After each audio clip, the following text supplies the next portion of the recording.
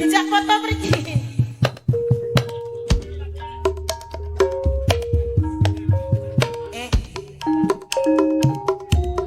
Nggih, dalang sapa nyono atebati gelak kalung. Laremenipun Mas Omek sing duwe negeri Johor Malaysia juga Mas Ferdi. Pak RT Sumber Banjar, Abah Sapari, Pak Terserah. Oke, Pak Rohman, wonten lamar Sumber Banjar belum lamongan Pak Rohman. Salam sering Pak Endri Kemang. Agung.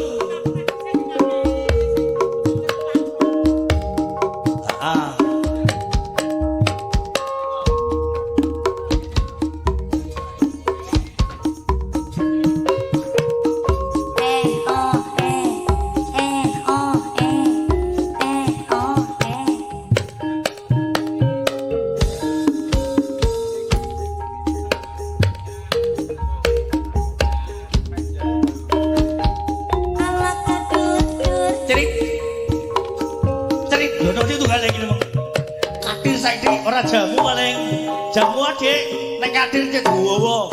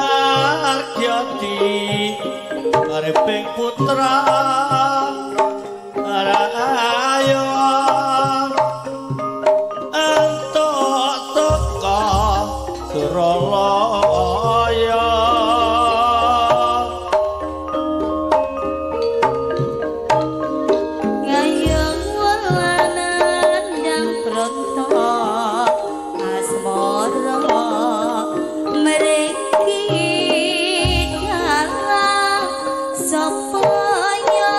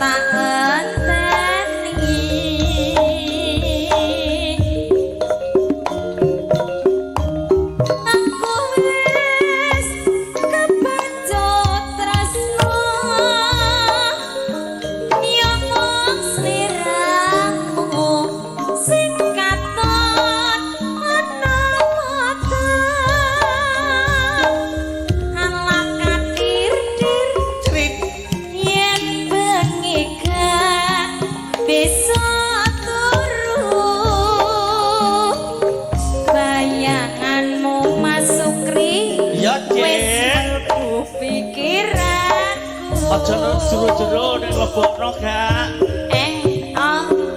Cerut Kok kaya ngene rasane. ya rasane. Nongan pengen weruh dhewe. Apa bisa aku nyonjek seliramu? Lah saiki piye? Blenger iki, Dik. Dua ayu soben kas dadi pamujanku. Cerit tulung ana rasa kangen atiku. Kangen apa ki? Dijuk tapi ngaku asam manis sentak tunggu bojone Adi Nusul Kangen iki wis sumari. bojone Adi teko Yen sampeyan ya mas Dik. wis teko nambani. Jelas tetep tak tambani yo bubrak kabeh sakno Sing tak suwun rindu lan wangi dadi yo tampa kangene ngati iki.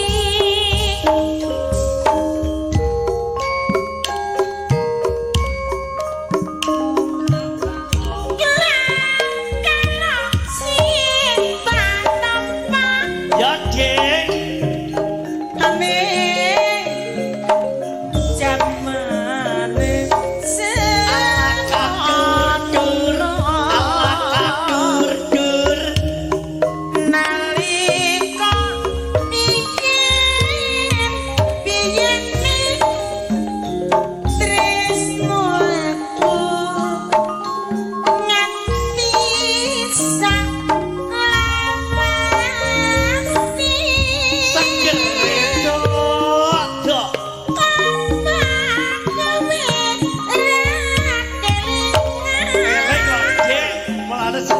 Janji pengen urip bepen Ala